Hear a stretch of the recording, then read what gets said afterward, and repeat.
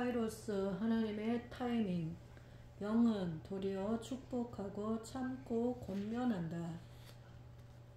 또 수고하여 친히 손으로 일을 하며 모욕을 당한즉 축복하고 박해를 받은즉 참고 비방을 받은즉 권면하니 우리가 지금까지 세상의 더러운 것과 만물의 찌꺼기 같이 되었도다.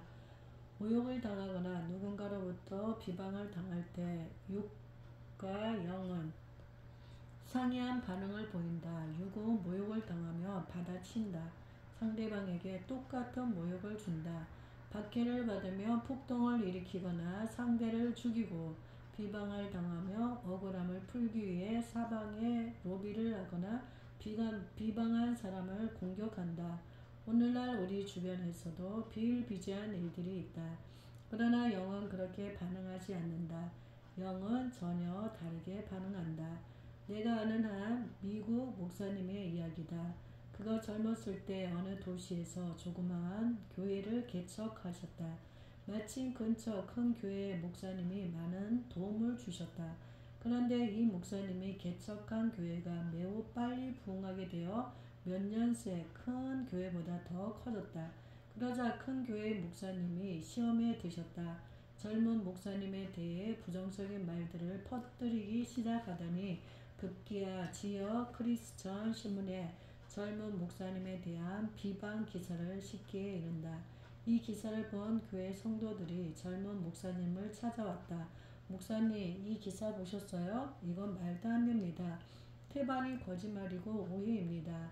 그런데 젊은 목사님은 그 기사를 보고 맞는 말도 맞네요 라고 끝내셨다. 이것이 영이다. 그 젊은 목사님이 육으로 움직이는 사람이었다면 아마 10가지가 넘는 비방에 대해 하나하나 따지고 증명하는 반박 기사를 내거나 법원에 고소했을 것이다.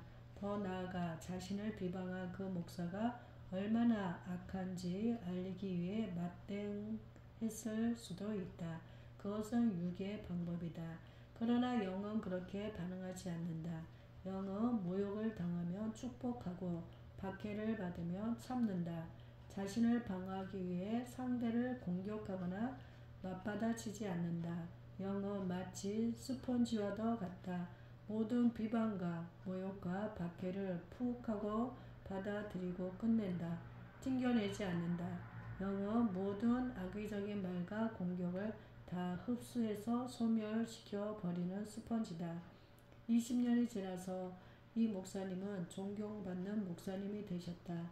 흥미로운 것은 이 목사님을 비방했던 큰 교회 목사님의 말년이다. 큰 교회 목사님은 감사하게도 하나님 앞에 회개하고 자신이 비방했던 내용들이 사실은 과장되거나 거짓이었다는 글을 다시 신문에 기고하셨다. 그러고는 자신이 비방했던 그 목사님의 교회의 부사역자가 되어 평생 그를 돕다가 아름답게 소천하셨다. 이것이 영이다. 육의 결과와 너무 다르지 않는가? 영을 따라 살라. 모욕을 당하면 그 상대를 오히려 축복하라. 박해나 억울한 일을 당하면 참으라. 비방을 받으면 권면하라. 육을 따를 때와는 전혀 다른 결과를 보게 될 것이다. 오해를 받거나 억울한 상황 가운데 있습니까? 그렇다면 육으로 반응하지 않도록 조심하십시오. 억울함은 혼과 육을 자극하고 선동합니다. 받아쳐 복수해 라고 하는 육의 외침이 들리십니까? 이 소리를 따라가지 않도록 조심하십시오.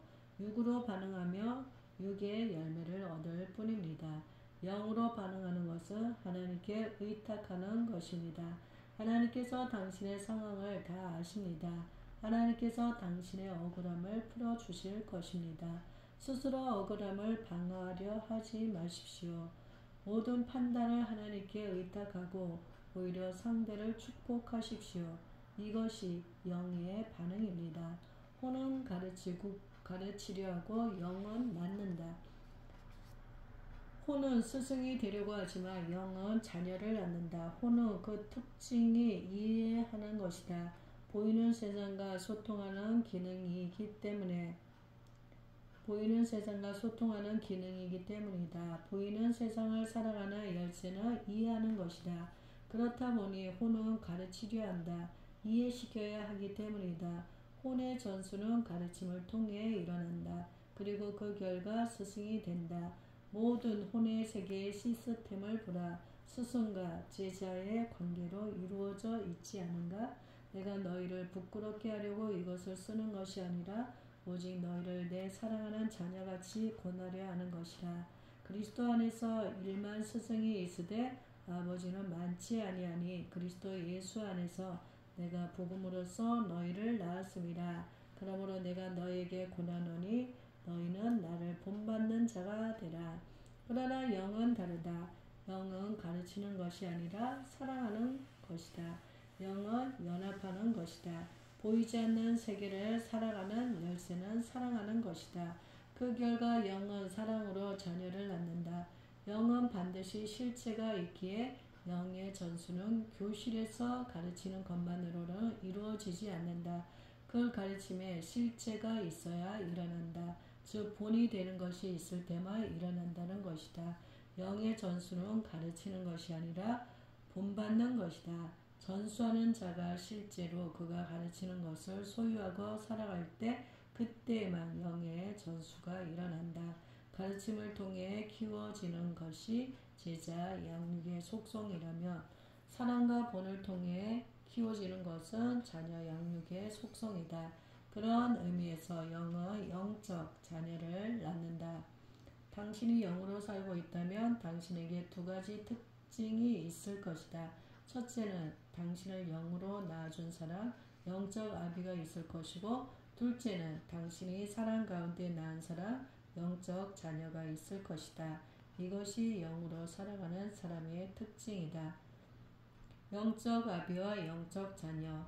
혼으로 살아갈 때는 여러 다른 관계들을 만난다. 스승과 제자, 상사와 부하, 이웃, 친구, 선배, 후배 등.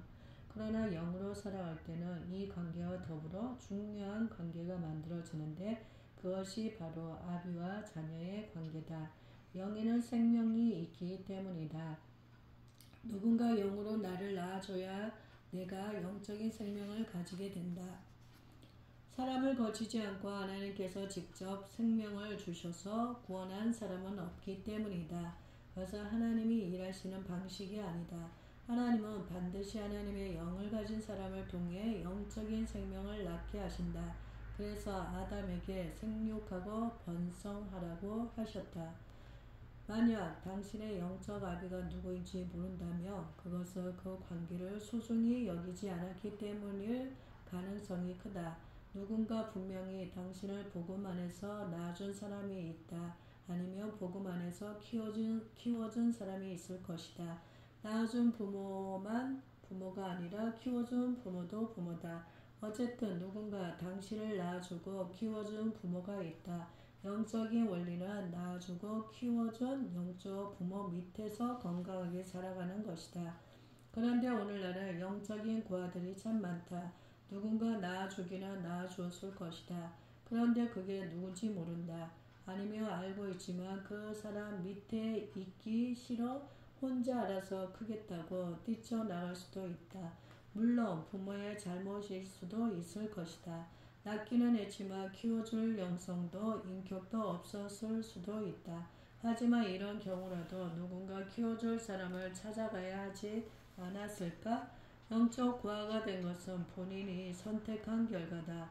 아비가 필요 없다고 생각하는 교만, 자기 마음대로 하고 싶다는 욕망, 무엇인가 사람들에게 인정받고 싶다는 야망, 이런 것들로 인해 아비 없이 혼자 살아가기를 선택한 것이다.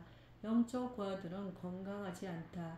영은 영을 통해 태어나고 자라나는 것이기에 공급해줄 아비가 없이 자란 사람은 건강한 영성을 갖기가 힘들다. 그래서 공동체가 중요하다. 공동체가 영적 자양분을 공급해주는 모태이기 때문이다. 공동체에 대한 이야기는 21번 원리, 21번 원리에서 더 자세히 살펴보자. 어떻든 영적 고아는 되지 말라. 영적 고아로 자란 사람과 영적 아비 밑에서 자란 사람은 다르다. 그냥 척 봐도 다르다. 아비 밑에서 자란 사람을 보면 참 귀하다는 감동이 있지만 영적 고아로 자란 사람은 참 거칠다 내지는 안 됐다는 안타까움을 자아낸다. 저렇게 가면 오래 못 갈 것이 보이기 때문이다. 더욱이 영은 자녀를 낳는다. 아무리 오래 신앙생활을 해도 영적 자녀가 없는 사람이 있다. 이것은 영적 실체가 없다는 의미다. 자녀가 없다는 것은 잘 가르치지 못하기 때문이 아니다. 잘 가르치지 못해 선생이 되지 못할 수는 있다. 그러나 아비는 잘 가르칠 필요가 없다. 자녀가 없는 것은 누군가에게 본이 될 만한 영적 실체가 없기 때문이다. 영적 자녀들을 많이 낳으라. 아니, 영적인 실체가 있는 삶을 살라. 그러면 자녀들은 저절로 생긴다. 자녀를 낳는 것은 어려운 일이 아니다. 오히려 자연스러운 일이다. 하나님의 사랑으로 누군가를 사랑하고 섬길 때 자연스럽게 영적인 새 생명이 태어나게 된다. 나만 생각하는 자기 사랑과 자기 중심성에서 벗어나라. 그 안에 갇힌 영적 독신주의자는 자녀를 낳을 수 없으니까. 영적 자녀가 있습니까? 당신을 통해 예수님의 생명을 얻게 되고 당신의 삶을 보면서 신앙생활을 배운 사람 말입니다. 영적인 생명이 있는 사람은 반드시 영적 자녀를 낳습니다. 왜냐하면 영적 생명의 핵심이 사랑이기 때문입니다. 누군가를 사랑하고 그 사람의 삶에 관심을 기울이기 시작할 때 새 생명이 태어나게 될 것입니다. 그리고 당신은 영적 아비가 되는 특권과 기쁨을 누리게 될 것입니다. 오늘 시작하십시오. 사랑하는 것을.